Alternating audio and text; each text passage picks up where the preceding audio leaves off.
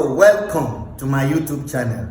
In this tutorial today, I want to show you some common Excel function which will be a useful tool in exploratory data analysis that can help you to identify hidden trend, hidden pattern, and establish relationship within your data set, which at the end will help to tell a story that can enhance decision making for any organization to drive their marketing strategy, improve or scale up customer service relation, and increase efficiency in the operation of the organization. The data set I use for this practice is placed in this description down below, so do well to download and follow along with me as we practice together. Let's get to it.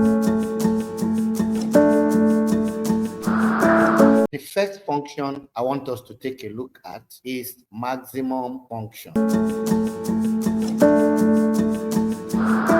The function you use to calculate the maximum of a range of value, to determine the maximum value in a particular range. All right, so how do we go about that? Is to use a syntax which is equals to max, you open brackets, select the range and close. So that's the first thing, which is equals to max. Instead of opening your bracket, you can use tab to open it. So now here you can see that it's selecting the first number, second number, but you can do it this way since you are looking for the range of value. So determine the maximum sales, just pick the first one. Instead of dragging it down, you can press Ctrl Shift and then your down arrow. This will select everything for you at once. Then you close the bracket and hit enter.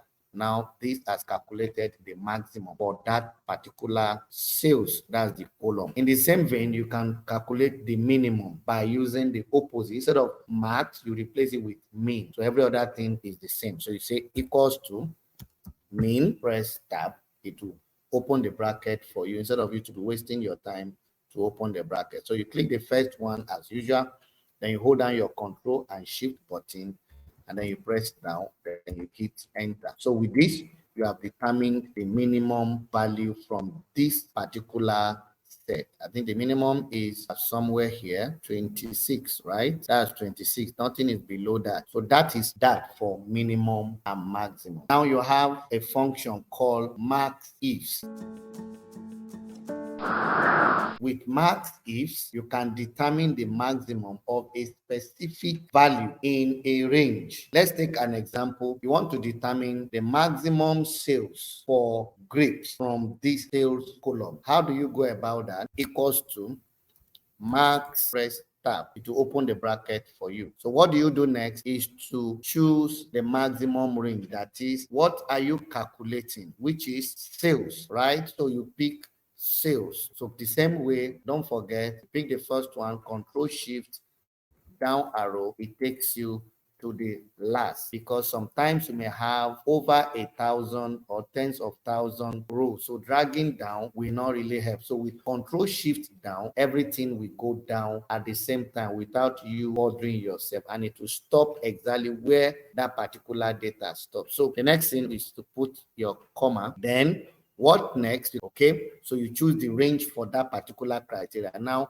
want to calculate the maximum for grapes. So now where is grape located? It's located in product. So that is your range. That is your max range or your criteria range. So you choose the first one, and then as usual, Control Shift and then your down arrow to select all of them. Then you insert your comma, and after inserting your comma, then you now pick the particular criteria you are looking for in that range, which is grapes. You can type it as well if you want, it will still work. So you hit enter and it gives you your value. Like I said, you can as well type, but if you are typing, you make it in quotes. So you just say equals to MAXIFS. So you select it, it's already selected. Then as usual is your max range, so which is the sales. Control Shift and your down arrow will help you to pick all max range that you are calculating. Then as regard the criteria range, you choose the range. Control Shift and your down arrow will help you. Then this time around, want to write the grape up. You need to take notes. The grapes must be in the right case and the spelling must be the same. Otherwise, it will not be seen. It will return an error. So we put it in quotes and type grapes. And you see, you end the quote and then you close the bracket and hit your enter. Can you see? It's still giving you the same value, 330. So that's for the first function I want to show you. The next function I want to show you is average function,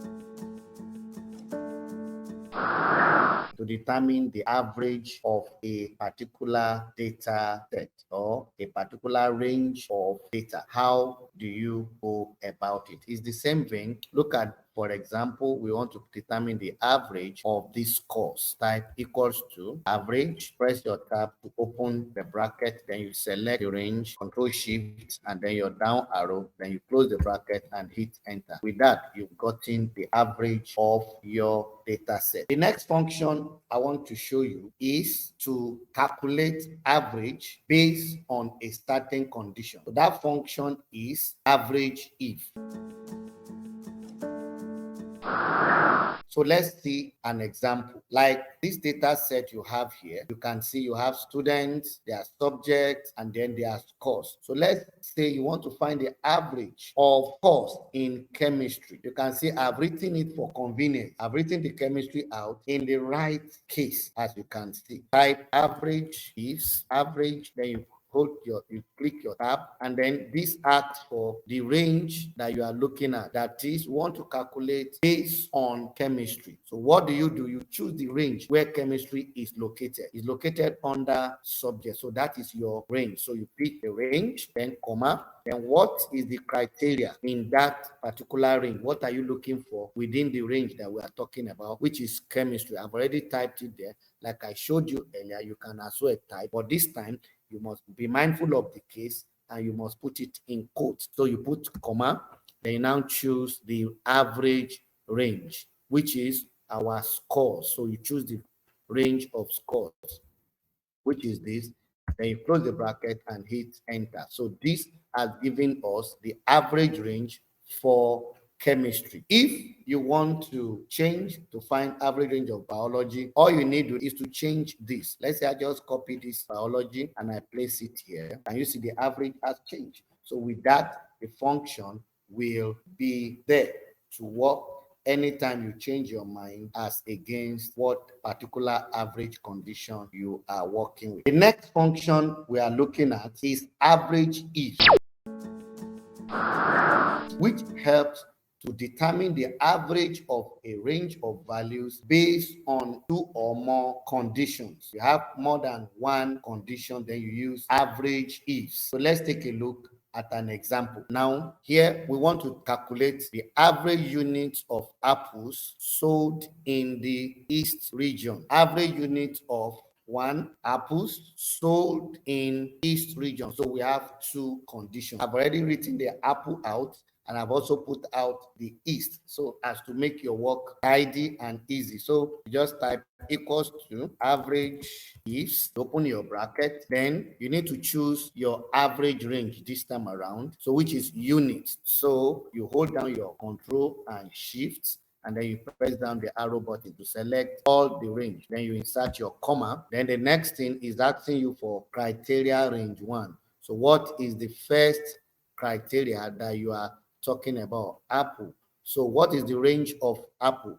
Where is apple located? Is here. So you pick that, and then control shift and your down arrow will help to pick the range. Once you insert comma, you can see Excel has moved to the next one, which is bold. Now that's criteria 1. So what is that? Apple is already written here. Then you insert your comma. Then you go to the next criteria, and on like that. Now the next criteria you can see is optional. So the next criteria is for East. So now what is the range for this particular criteria, which is Eastern under region? So you pick the first one there, control shift, and then your down arrow takes you to the last.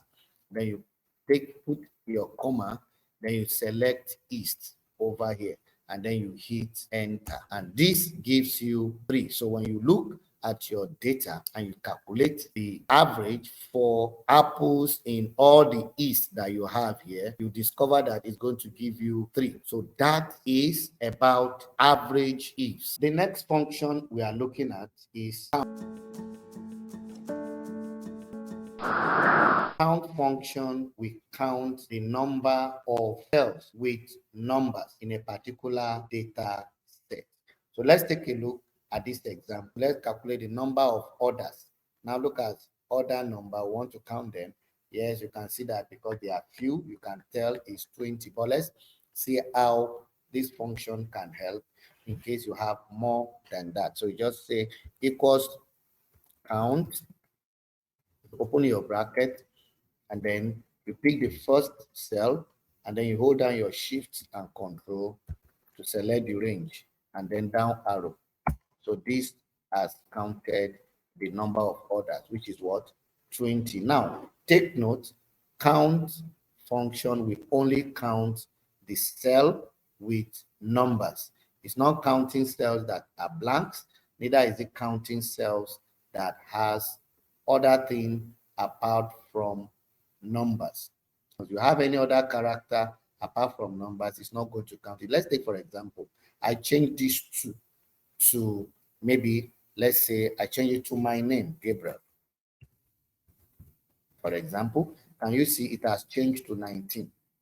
Can you see? Because it's not counting this, right? Same thing if I took this out and make it blank, it's not going to count it. Look at it. You can see it has reduced. So that's how count works. Note it works with only number. Now, in a case where you have other character in a cell without count, what do you do? The next variant of count that we are looking at is COUNTA function. This will count all cells that are not blank, that is non-blank cells. Now we want to count the number of products. So what do? You type equals count A. You open your bracket by pressing tab. Then you go to the product and select the range. So by pressing Control Shift and then your down arrow is going to highlight everything that you hit enter. Now it has been counted. Now you can see you have 20. So let's say, for example, I decided to change this to numbers. You will see it will still count as long as it's not blank. So look at it. I put 17. You can see it's still remaining the same. But if I should make it blank, it will not count. That is the thing. So let's say I want to count the blank spaces over here. So all you do is to say equals count blank. Once you select the range, let's say you are selecting this, you hold your shift down to take it to the end of it and you hit enter. Now it's going to count the number of blanks. Now it's telling you that we only have one. Let's say I delete this as well. You can see that it has turned to 2. If I delete more, is that clear? So now that is another variant, which is count A and for blanks. Next variant for count is COUNTIF. COUNTIF function will count based on a specific condition, and the number of conditions is only one. If you have one condition, then COUNTIF is the solution. So now let's take a look at this. Want to count the number of apples that we have. Now I've written the apple out so as to make it easily accessible. So what do? You say equals count if, press tab, and then what's the next thing is to pick the range, just like we did earlier, is to pick the range where you are counting. Remember, we are counting the number of apples. So you said you pick it there and you said this, comma. Then what's the criteria? The criteria is apples. So we are counting apples out of this. You click enter. So we have 6 apples there. So if you change your mind and you say you want to count grapes, for example, let's copy grapes and paste it here. You see they are just 2. If you want orange, you can click that, select it and paste. You have 6. That is how COUNTIF works. Now, if you have more than one condition. Let's say you have 2 or more conditions. How do you do that? Let's take a look. The last variant we are looking at in count is COUNTIF. COUNTIFs function is used to count based on more than one criteria. Once you have more than one condition, then COUNTIF function is the option for you. So let's take an example. Like this, want to determine from this data set the number of products that the sales is over $50. So how do you go about that? Same thing, equals to COUNTIFs. So you pick it from here. COUNTIFs, you press your tab to open it up. So the first thing is your first criteria range, which is the condition you are referring to. Want to count apple? So you go to the range of apple, which is product. Control Shift down to select that. Then you pick your specific criteria, which is apple. Then you put your comma. Then you go to the next criteria, which is the region. So you click the range of that, which is press Control Shift down to select comma. Then you pick the specific criteria. That's the second criteria. Then the last criteria is for those sales of apples in the South that are greater than $50. So you come to sales, and then you select the range of sales, then you insert your comma, then you now insert your condition. You said which is greater than or equals to $50. Put it in quotes, and then you complete your work and hit enter. Now, here you go. There are 2. When you watch apples in the South, apple in the South above $50, you can begin to look at it. Let's see, apple in the South. This is above $50. That is 1. Then do we have any other apple in the South? This apple in the South, and it's over 52. Then we don't have any other one again. So that is how you use count to count according to 2 or more conditions. The next function we are looking at is SUM and its variance. SUM function is basically used to count. It is used basically for counting numbers. So let's take a look at this example. Now, in this data set, we want to calculate the total sales that was made. You can see the sales column. We want to determine the total sales. So the syntax is equals to SUM. You open your bracket by pressing tab. Then you click the first row, and then you hold your Control Shift, and then you press down arrow to take you to the down part. Then you hit enter. With that, you have gotten the total sum. The next variance of SUM that we want to look at is SUMIF. Now, SUMIF is used conditionally. When you have one condition, then SUMIF is the answer in data analysis. So let's take a look at this example. In this example, we want to calculate the total sales of oranges. Now, for convenience, I've written the orange out. Like I told you, if you don't write it out, you have to put it in quotes just to avoid that, because tomorrow you may want to change it to another one. Type equals SUMIF. You press your tab to open the bracket. Now, the first thing is range. That is the range where your criteria is. The range for your criteria. So what is the range? We are looking at oranges. So the range is the range of products. So you pick the first row and you press Control Shift, and then the down arrow will take you to the last one.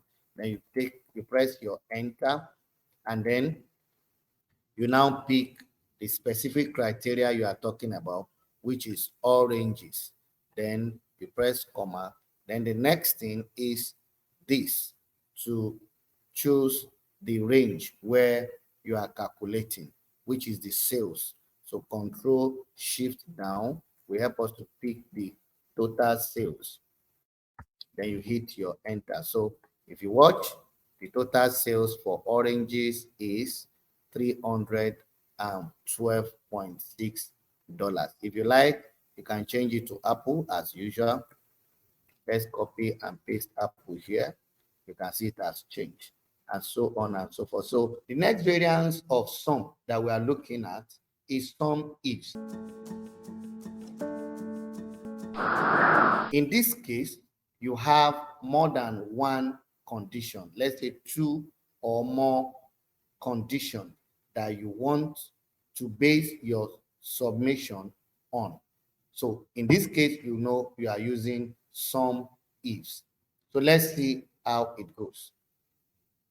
Now you want to calculate, you want to sum the total lemons, the total sales for lemon.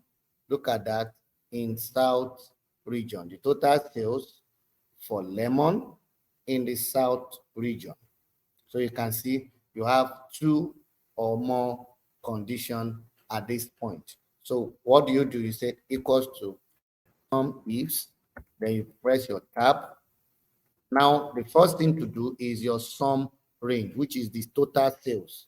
That is your sum range. So you click the first one, Control Shift, hold it down, and then you press the down button, and then the down arrow, then you press comma, then you pick the criteria range 1. So what's our first criteria? We are talking about lemon. Lemon is under product. So you select that as your range. Control Shift down as usual. So out of this range, what are you looking at? You are looking at lemon. Is either you type it and use quotes, or you pick it from here. Can you see that? Then you say comma. Then the next criteria, you can see that's where you are going now. So that is South and is in under region. So you select the range for South. So Control Shift and then your down arrow will select it for you. So this time around, let me show you so that I will not have to pick it. I can pick it like I picked lemon, but let me type it so that you can see. You can see by using double quotes. Then you must make sure that it is spelled properly. SOUTH.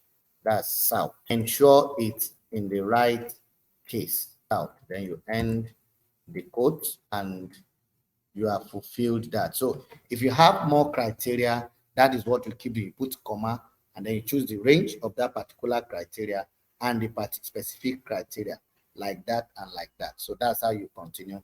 Then you close your bracket and hit your enter. Now it has been calculated. So you can introduce your dollar sign to let them know that this is what you are talking about. So the total sales for lemons in the South region is $844.6, as you can see. Now, the next function I want to discuss with you is if function. If function is to help to make a logical comparison between a value and what you are to expect, which means if it's meeting this criteria, give me this. If it is true, give me this, and otherwise, give me this. Is that clear? So that's how it works. So how does it go? So like this sales rep, we have group of sales rep, and a target has been set for them to meet. They have target to meet. So, and the target is $50,000. So their status is want to show whether they have met the target or not, whether the target has been met or not. That is what if does. Because look at the syntax. The syntax is if, then you supply the logical text. So if it is true, you state what it should return. If it is false, you state what it should return. That is the simple way you use if function. All right, let's take a look at this example. Now, I want to determine if this sales rep meet their target of 5,000 or not. So status is yes if they meet the target. If they don't meet the target, we say no. That is it. So you say equals to if, on the bracket, by pressing your tab. Now, first thing is your logical test. That is, if the revenue is greater than or equals to this, which is $50,000, what should you do? That's the thing. You are going to say yes, meaning it met the target. So you are going to put it in quotes. So you say, you put it in quotes and say yes. Then what if the target is not met? Just say no. So you put it also in quotes. Then you close the bracket and enter. So it met the target. So what we do is to drag it down. You can hold it down and drag down. Or to make your work easier, just make sure that this black over around these dots at the edge of this column, of this cell, and then you double click on it. Or you make sure that the black tick arrow is showing, then you double click. Now you can see that even though this man is not meeting target, is giving you yes. Why is it so? Because I'm doing autofill for all this. Now, if you are doing that in Excel, as you go down, as you are autofilling or as you are copying down, Excel is shifting your formula cell by step. So now, which means if you watch, this is F6. Now, if you watch now, we are no longer having F6, we're having F11. This is F10. Can you see the implication? This is F9, okay? So if you want to correct it, is to go to your formula at the beginning, and then you change this to absolute value by pressing, you highlight it and press F4, or immediately you pick this, you press F4 so that it will make it absolute at that time. So which means as you are copying down, it's going to remain on this cell, which is F6. It will not change. So let's click our enter. Yes, then let me now fill it down. Can you see this is no? If you watch, it's still F6. If you watch this, it's still F6, while others are changing. Are you getting it now? So that's how you do if in a nutshell, in a simpler form. The next variant of if that I want to show you is nested if function. In this case, you have more than one logical test that you want to return a true or false value for. So in this case, you now state using nested if, that you are using it like a compound if. More than one if appears in that particular format. So let's take a look at this example. So in this case now, if you want to determine the commission for each of these sales rep, let's say you want to determine the condition for each of the commission for each of these sales rep based on this logical value, meaning if you make up to 10,000, 100,000 and above, your commission will be 20,000. If you make revenue of 75 and above, like that. So that will be your respective commission that you will be given. All right. So you can see that this is more than one, unlike the first one that we treated. So how do you go about this? Is that once you start with your if function, you write your equals to if, you open your bracket, your logical text comes in, and if it is true, you provide the information. Now, instead of you giving us information for false, you now start a fresh if function that you now type if, you open your bracket and provide your logical function. If it is true, you tell us what you return, like that and like that and like that. So let's take a look at this example. And then mind you, if you are doing this, you must start from the highest value for, because Excel will process from the highest. It is when it didn't meet up that highest condition, it goes to the next lower condition, go to the next, like that, because if you make it to be from highest to from the lowest downward, it simply means that every other thing will give you the same value. So that's the way it works. So let's take this example. It said equals to, if you open the bracket, this is greater than or equals to this, all right, you make it absolute, comma, what should I return? I should say this. You make it also absolute, comma.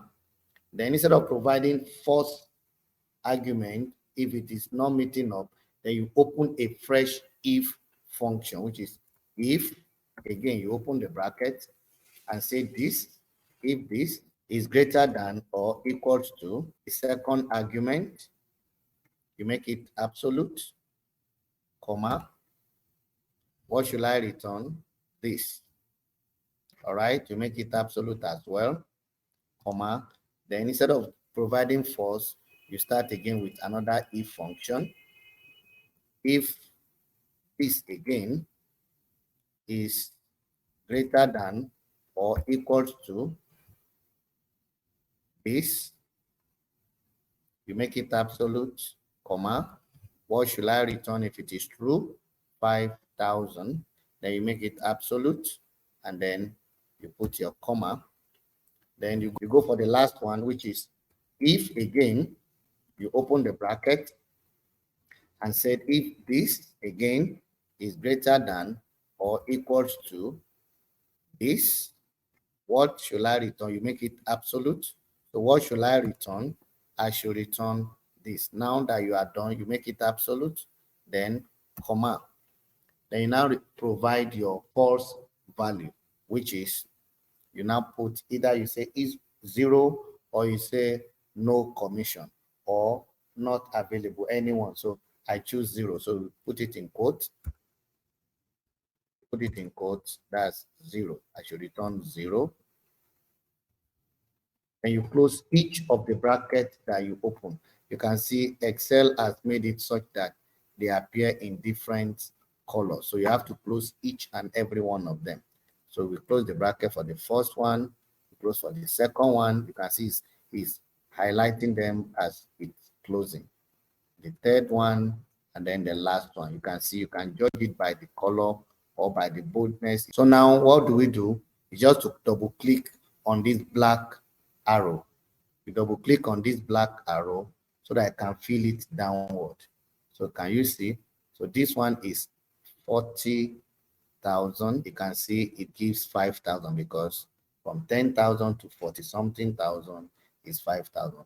So that is how it works. The next variant of if function that I want us to look at is ifs. Ifs is used in place of nested if function so that you can avoid using multiple form of if. Just use one ifs and then you put everything in, and then you supply what the negative and the positive values should be. So now let's go. It's the same way. Let's take for this example, we want to also determine the commission for each of these person. So you just say equals to ifs. All right. Now the logical text is this: if it's greater than or equals to this, so you make it absolute. What should I do?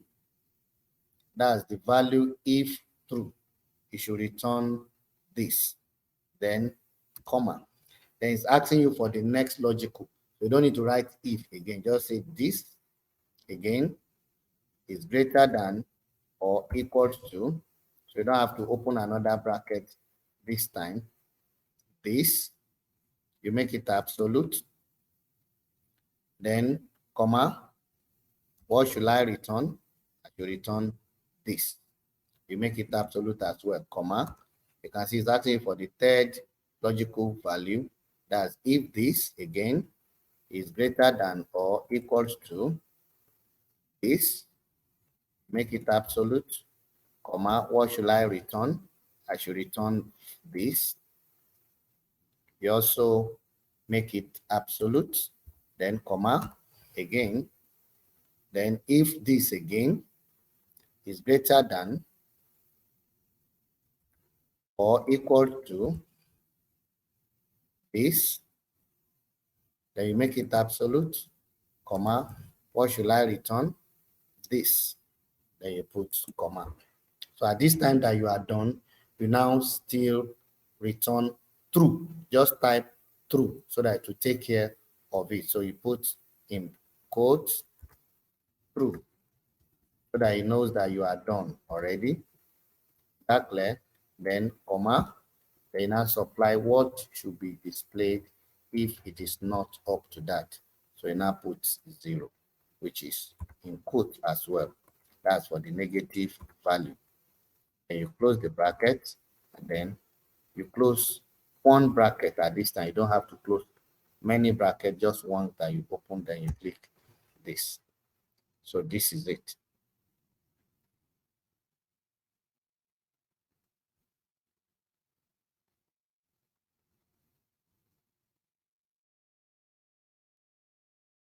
The next function that I want to discuss with you now is lookup. Just in case you don't want to bore yourself with if and ifs or nested if, you can as well use lookup to resolve your matter in this form, whereby it returns a single row or single column and find a value that matches with it in the same position in the second row or the second column. How does it work? Is that you just say equals to lookup, and you choose your lookup value and then the array. With this, you are good to go. In this example, we are looking at the grade for each score by each student. So you just say equals to lookup. You open your bracket, then the lookup array is this, which is B7. Then you put your comma, then you select the array that you are looking for, this and this. So you hold your shift down and then you press the last one. Press the first one and then you hold your shift button down and then you go down and click on the last one. So it will select everything for you. Then you make it absolute since we are going to drag it down for the order. So you press your okay. So you go back there and then you hover your cursor around this dot here until the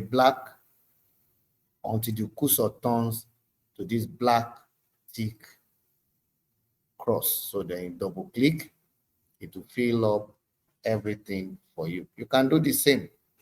You can pause the video and do the same for remarks, and then you come back and check how it is done. So let's do it for this. You said equals to again, lookup. You open the bracket, your lookup value is this.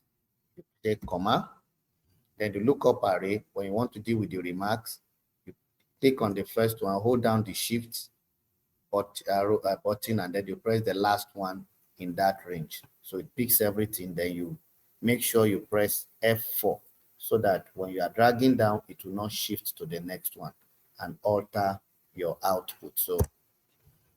So 73 falls here, which is good. Can you see? So now you double click here, and then you get every other thing. So that is how lookup works. The next function I want to treat with you is VLOOKUP.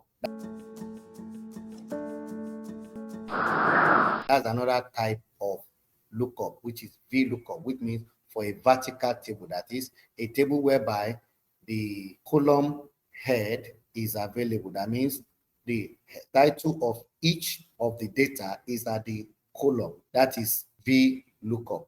There are some table that you have the head as a row. So in that case, you call it horizontal table. So in that case, it's HLOOKUP that you talk about. But here, since the table is vertical, meaning it's top down, not horizontally, whereby the title will be by the left, while the other information will be supplied along the column. No, here the information is done by column. So this is now a vertical table, and the lookup there will now be VLOOKUP. In this case, what you do is you type VLOOKUP, then you choose your lookup value, then you choose the table array or the lookup array, then the index number, and then you now tell what exactly you want. The range of lookup, you want the exact value or approximate value. So let's take a look at this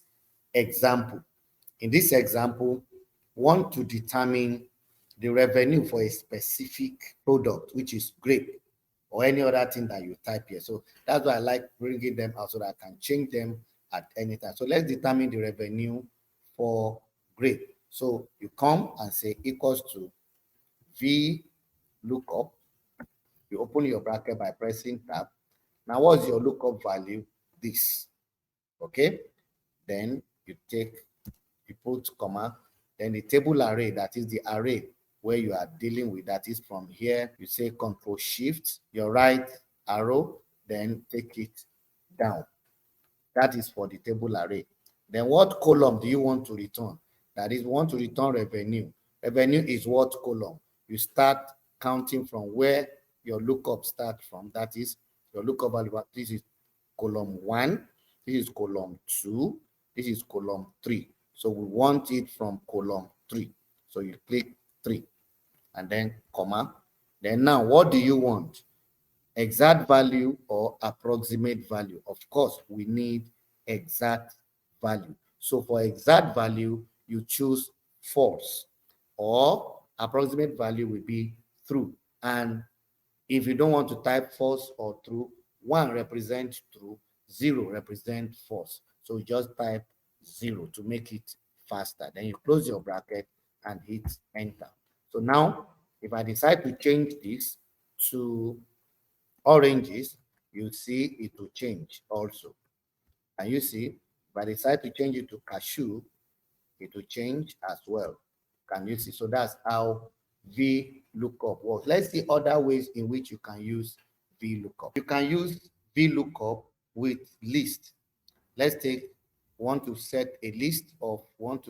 create a list of these products in this place so that we can be choosing from there. So what do? You come to tab, and then you go to data validation, and then you change this to list, and then you click on this so that you can select the list column where those range of values are. So which is this, and then you click on this back. Another alternative is that you can type them in and separate them with comma.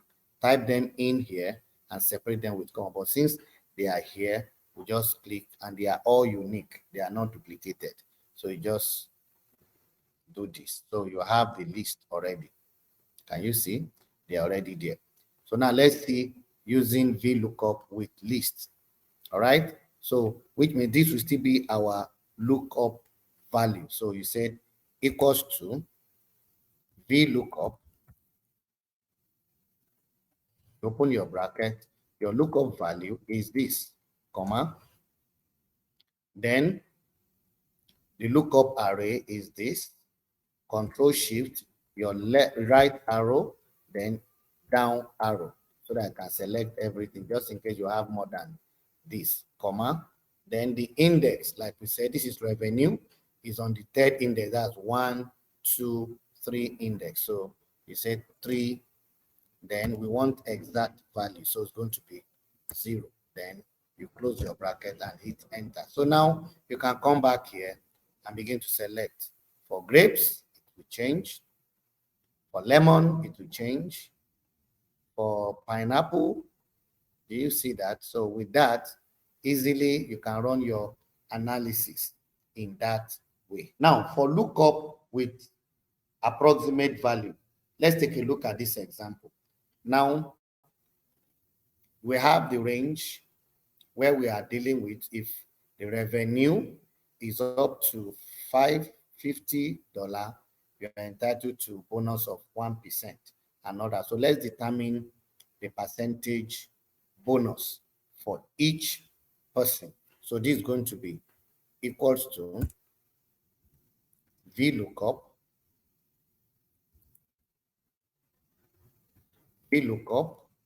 what's our lookup value? This, okay, comma.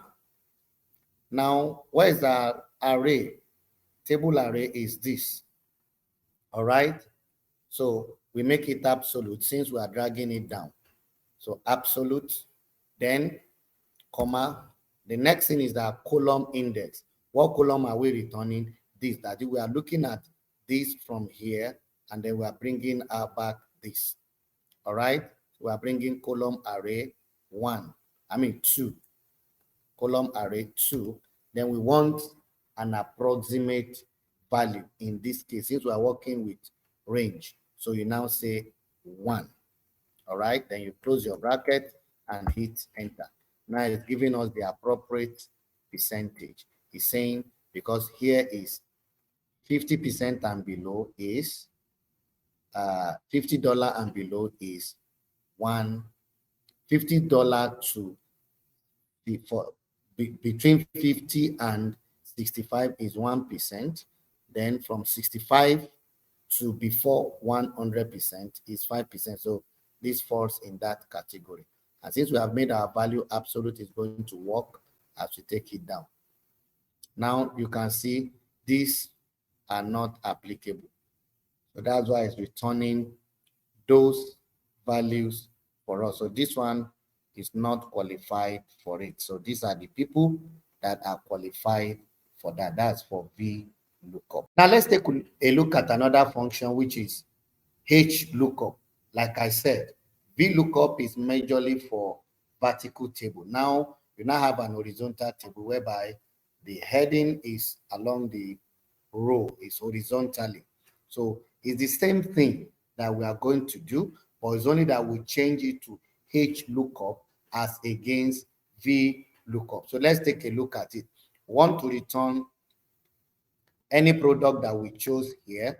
Let's say we are putting in orange, for example.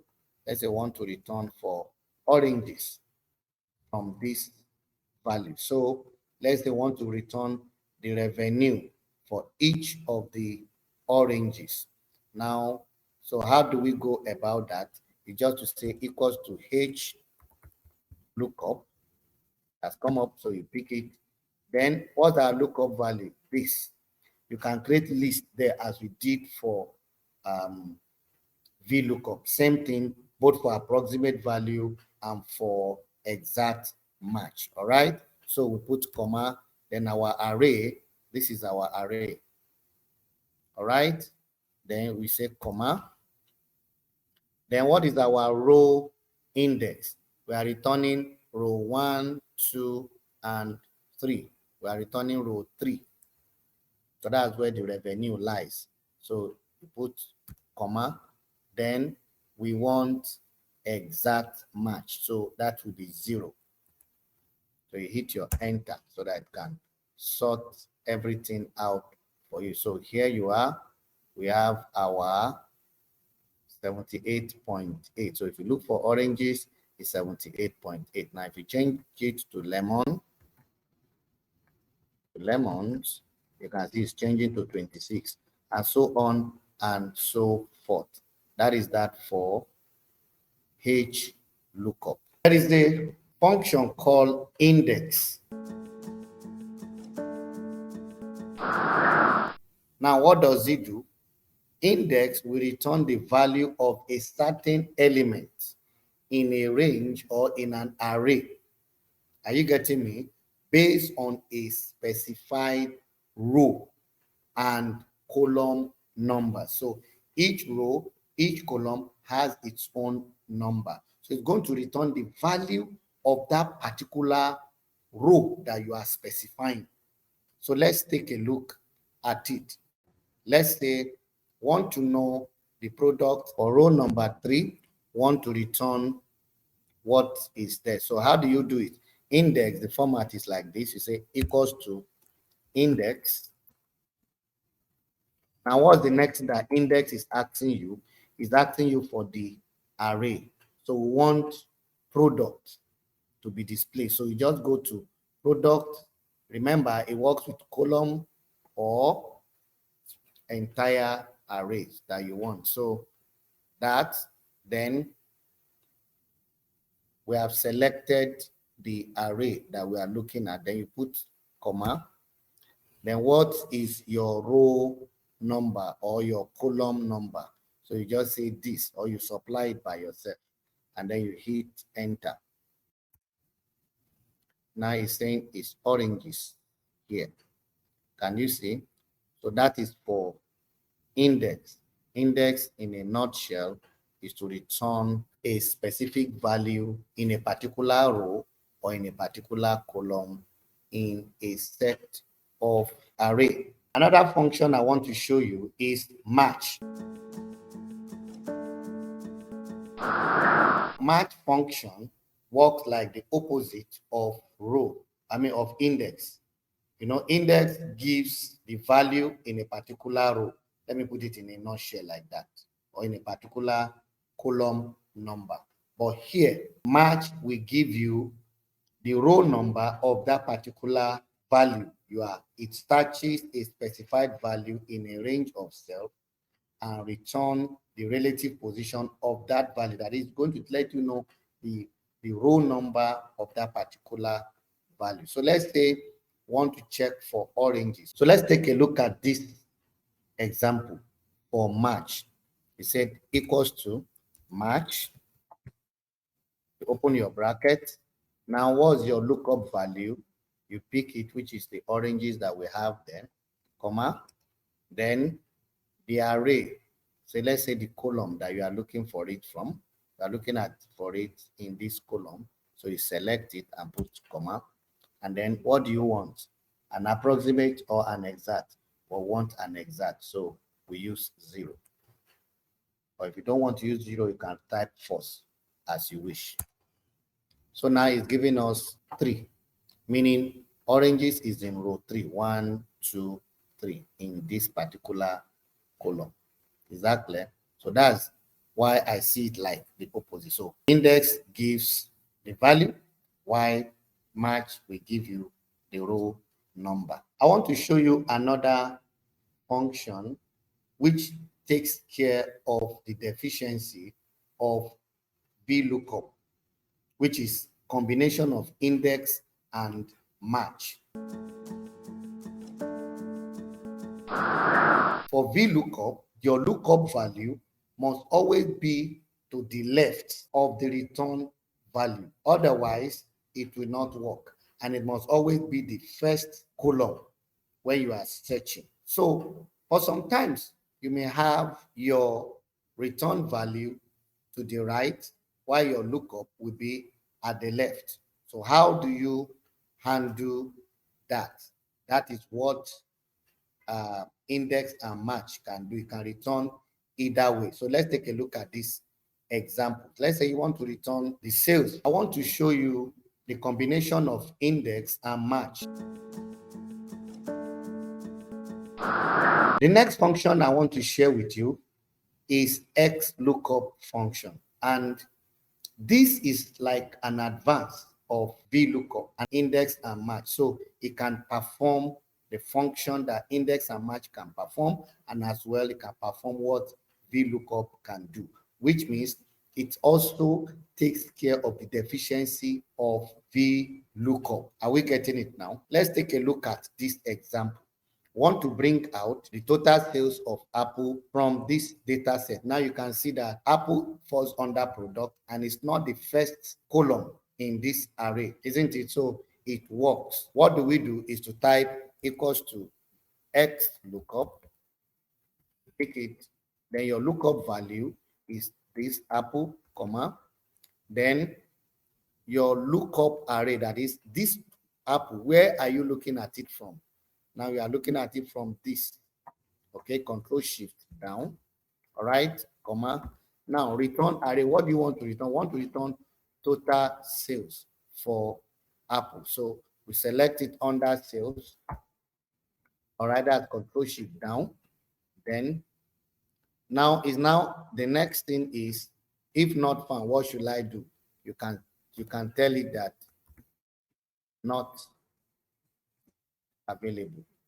But if you don't, it's going to take it and give you NA. It's going to give a default value. So look at it, 78.8.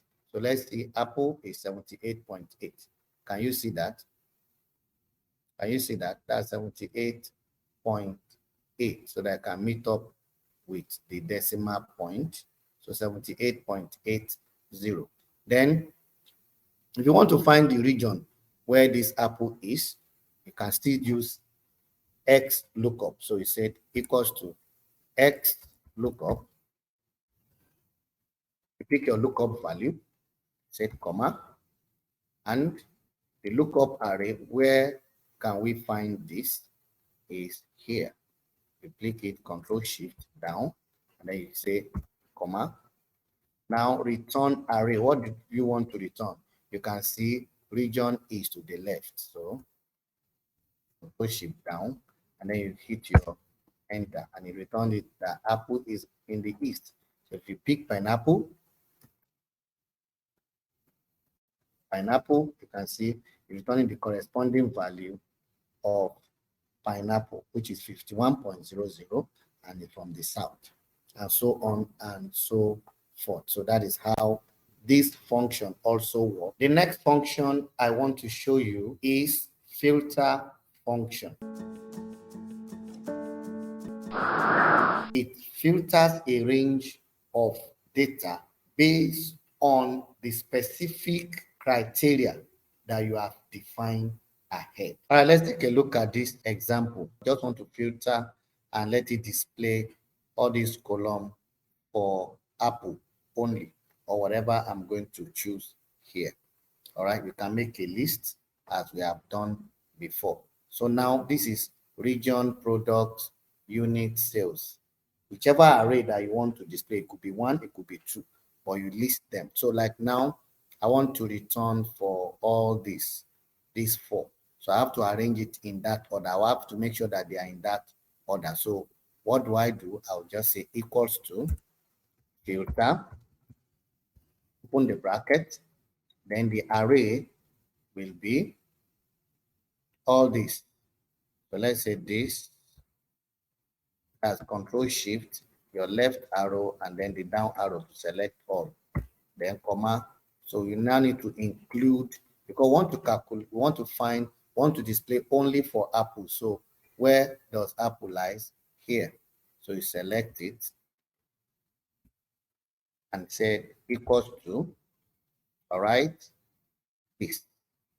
So then you close the bracket and hit. Now here you go. These are the values. So if I should change this to another one, let's say I'm changing it to grapes. I hit enter, you can see it has changed everything. If I change it to oranges, you see. And the next function I want to show you is sort function. It sort the content of a range or an array. That's the way it works, either in ascending order or descending order. But if you don't specify, it's going to do it in ascending order. So let's take a look at this. Let's say want to sort this information, want to bring them out, I want to sort them in order. So how does it go? You just specify, say equals to sort, open the bracket, then you select your array. So let's say we want to sort it from region down, comma. So now sort index. So what index do you want to sort it with? Let's say I want to sort it according to units. So this is 1, 2, 3 is third index. comma, they are all optional. Now, what is the order? Do you want it in ascending order? Ascending order is 1. Descending order is -1. So let's say -1. All right. Then if you want to specify the column that you should use, no problem. But I think you are okay because that is also optional. You can see everything has been sorted out. We said in descending order and for unit. So it's going to use unit as a reference. So you can see that everything is sorted 19, 15, 6, 4, 4, 3, like that, and like that, and like that. And if you like, you can as well specify the column. They are all optional. So that is how this work. Then the next function I want to take is concatenate function. Is joining column or the values of 2 or more columns together, or is joining 2 or more columns together. So how is it done? You just to type equals to concat. Use concat, or you can say concatenation. Then you select the column, the value this, and you say comma, and then you choose the second one. I want to join these two together to form a name. You can see put it together as Folarin Adebayo. Now there is a little challenge here. There is a little challenge here that you can see. The name were merged together. So if you want concatenation, it works in different ways. You can also insert text or anything either in between or before. Like this now, there is no space in between them. So if you want to create space in between them, all you need to do is to say equals to concat. All right. So you pick what you want to be there, comma, and then you now create space by putting it in quotes, space, and then quotes. Then you put comma before you select the next one. All right. So this will now space it for you as well. So you can see.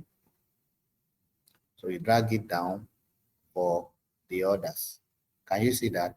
Now let's take, for example, you want to insert certain text either in between or after or anywhere.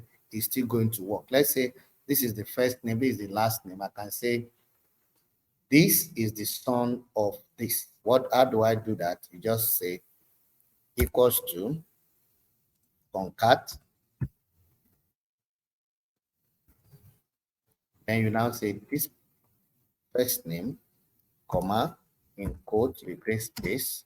You now say is the son, or let's say is the child, is the child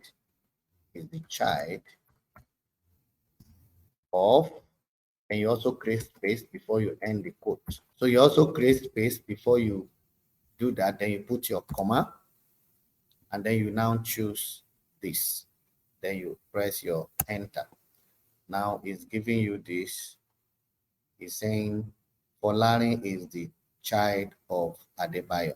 So you can drag it down in that same manner, or by double clicking on that. You can see say Jude is the child of Samson. Julie is the child of this. So even if you want any text to be before, like I said, it's just to type it and make sure you have it in quotes and comma. So the next one I want to show you is the modern version of concat. Instead of typing concat, you use ampersand sign to do that, which is like this. Say equals to. All right, you pick this.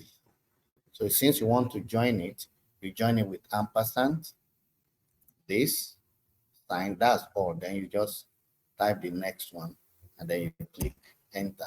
Now you can see that it joins it with what? Without space. So if you want to create space in between, all you need to say equals to this as well, then the ampersand,